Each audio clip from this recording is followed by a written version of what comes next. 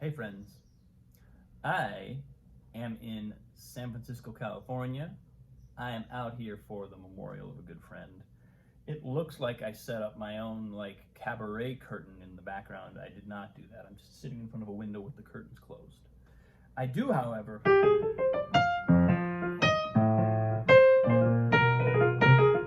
have a piano right in front of me. And I flew out here early this morning, got up crazy early, had one of those, like a trip that was so easy it was almost like bizarre. I left the gate, the plane left the gate 15 minutes early. The plane was on the ground at the destination 25 minutes early. It was like just as smooth sailing as could be. And I spent a little time on the plane reflecting on what I wanted to say, and there's something about the way this entire process has happened, this creative process that I've talked about. The song that I wrote over the past few days is for this memorial. It's to commemorate this dear friend.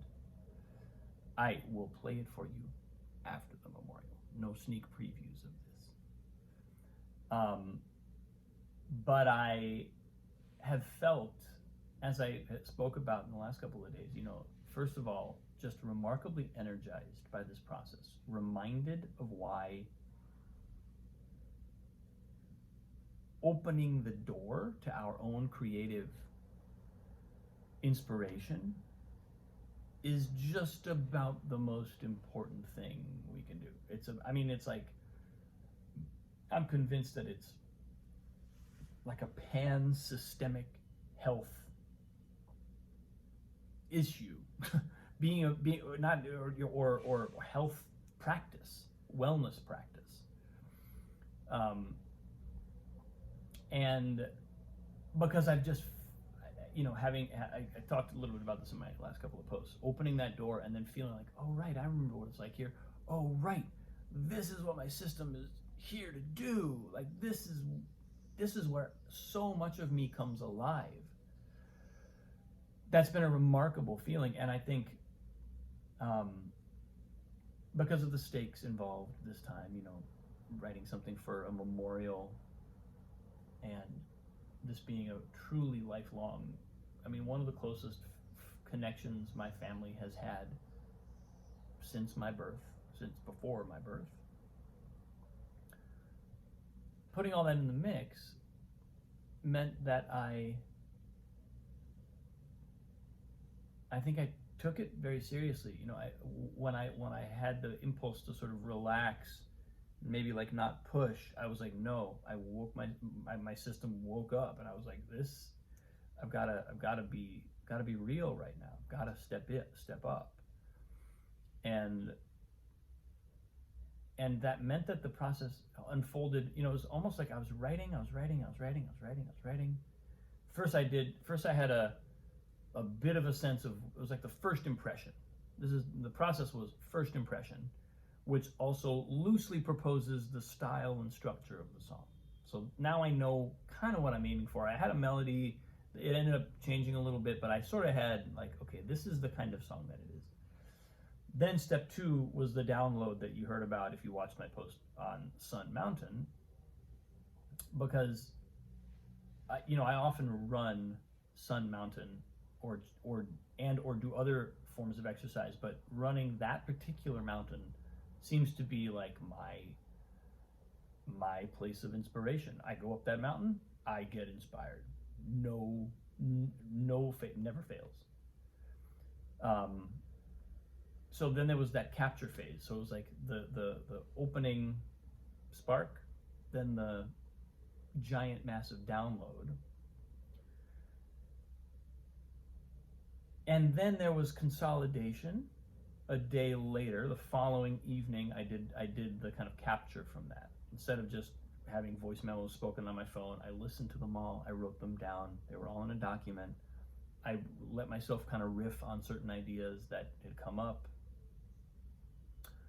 And then the next morning I woke up and I was just writing, tinkering, playing, toying, figuring out structure. Even the morning before that, before that writing session, I had been doing my yoga practice, and all of a sudden I was like, okay, this is the structure. Here's the thematic progression through the different verses to the bridge to the final verse. And so I kind of had that. And then when I sat down, I was working, so I was so up against it, so in it, that I almost didn't know what I had. By the evening, I was like, what do I have? What is this? There's a full form here. It's a fully fleshed out thing. But what is it? Is it going to work? Does it work? And that's when I needed Katie. That's when I needed my wife to listen to it. And I actually, the nice thing was, before she was putting Annalise to sleep that night, so she was in the back of the house. I knew she could kind of hear me, but she couldn't really tell wouldn't be able to hear the lyrics or really know what I was singing until I played it for her. So I had a little time to practice and and by the time that she came out and was ready to listen, I sort of knew. I was like, oh, I think I get it. I think I get what I have. And then I could infuse the performance with that level of awareness. Now there was plenty. She was like a director, like a stage director, who then said, okay, now you need this. Now you need to slow down here. Now you need to, at the ending, you need to do this. I missed that line. You got to feature. She just gave me some fantastic direction. But all that, if you listen to what I'm saying, it's like that was an incredibly smooth and quick process. And again, I think the stakes played in my favor this time around because I surrendered to them. I surrendered to the fact that the stakes felt high and the time, I didn't have a lot of time. I couldn't burn a day or two not moving. I mean, I could have, and I gave myself permission. I did give myself permission at some point. I was like, if this doesn't work, if I spend a day or two working on this and it doesn't work, that's okay too. I will have tried. I will have gotten in the ring and I will have done the work. You can't guarantee the outcome of something like this. But I also think that my level of surrender to the moment helped provide what was kind of a magical process. And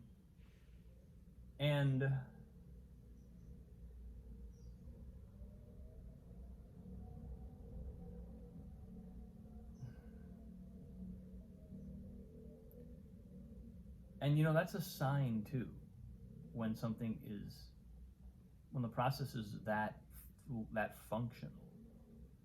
It's a sign that you're on the right track. It's not always possible to be there. And I want to be very clear, we talk a lot about being in flow when you're in the creative process. And there were absolutely many moments where I felt like I was in flow. But there were also many moments when I did not. There were many moments when I did not know if I was going to get there. And those were the moments, like I was mentioning, where I had to sort of say, all right, I'm showing up for this. I am here for this. I commit to producing something. I couldn't guarantee what I was going to produce, but I could guarantee that I was going to go all out. I stayed up till almost 1 o'clock one night, and if you know anything about me, my bedtime is like 8:30. I don't stay up until the wee hours of the morning, and that was an outgrowth of the fact that it was that, or essentially, don't do it. That time is now. And then on the plane, this is kind of what I'm building to with this big long description of my last couple days. On the plane, as I was writing this morning, my kind of introductory remarks that I'm gonna say before I play the song, again, I noticed this easy it was like, you know, that feeling of like, if you have like when you have puzzle, you have a bunch of random puzzle pieces, but you like whichever one you pick up is just the right one to fit into the next bit of the puzzle. I don't know how many of you all are puzzlers, but there's definitely a thing that can happen where it's like this piece, this piece, and like usually it only happens for like, I don't know, 3 or 4 pieces in a row, sometimes more, but it's like, it's these magical moments where somehow we can't, our hand can't find a wrong piece. and I think again that sent me a sign. It sent me a message that I'm here for this, that I'm present with what I'm doing, because I also, you know, I've done a lot of these kinds of things for big events, and there's often an adrenaline rush, and I look, you know, after tomorrow I'll tell you all about the adrenaline rush or whatever, how it actually happens in the moment, but so far that process has been less manic and a little bit more just waves, just like waves hitting the shore, just kind of movement, steady movement. And that feels very gratifying. And again, I take it as a sign. It's not something I can control. You know, I was like, at some point yesterday, I realized I have too much to do to write my speech today. It's not going to happen. I was really kind of anxious to. I wanted to like get it done before I got on the plane. I wanted to be able to get up this morning crazy early, get on the plane, just sleep the whole way, not have to think about anything. And at some point yesterday, I was like, it's not going to happen. I have too much on today for that to be the case. So I'm going to just put that aside. I'll do it on the plane. I won't sleep on the plane. And again, kind of being surrendered to it and then showing up for it meant that it happened almost ho-hum. And that's a key feature of creative work at what I think is at a high level. If we have some experience doing this at a high level, it's almost kind of unremarkable. It's almost like the process just does itself very matter-of-factly. Sometimes it's lightning bolts and thunder and revelation, and it is, for sure, that's there too. But there's also a phase, and it's kind of project to project, where like sometimes it's just building blocks that fit together, puzzle pieces that fit together. And I for myself, I think I'm affirming this for myself, because as somebody who does sort of often end up in an adrenaline fueled burst of work, this feels like a steady and kind of sustainable kind of work. Like I could do this all the time. I could do this daily. I could do this weekly. You know, I could build this into a routine. It wouldn't make me a manic person to have this kind of work happening in my life, and to really be committed to doing it all the time. And I think if I did that, my level of excellence would go way up, you know, even much higher than it is. So again, I'm talking about this process because it feels like it's been a very healthy one, and it's given me a lovely sense of satisfaction and a really good time, a really enjoyable time, an enjoyable reminder of what this work means to me, and the ways in which I'm suited to do it. So yeah, that's where I am today. Because I do have this cabaret curtain behind me, and I have this keyboard in front of me, I can't play you the song. Unfortunately, I just spent 15 minutes talking at you about a song that I can't play you because I haven't performed it, and play it for you tomorrow or the next day. But what I can do,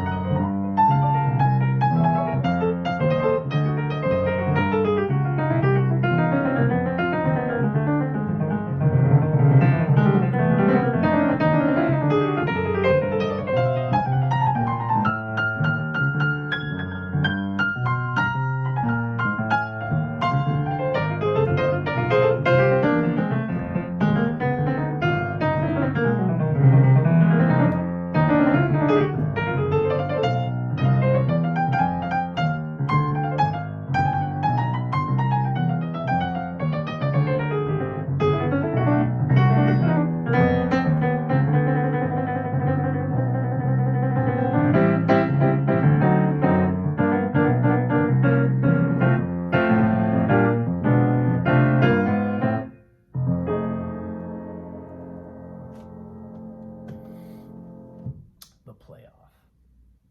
Had to have a playoff. And I will share the song with you in the next couple days. That's where I am today, folks. Maybe tomorrow I'll find a place I can do this with like a little. I've seen nothing but beautiful views all day.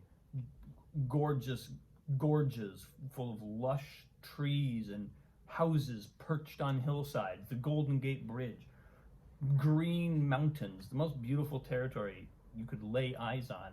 And what I'm giving you is a satin curtain that looks like I'm in a dingy New York cabaret room. So you're welcome. We'll try again tomorrow. I appreciate you. Have a great day. See you soon.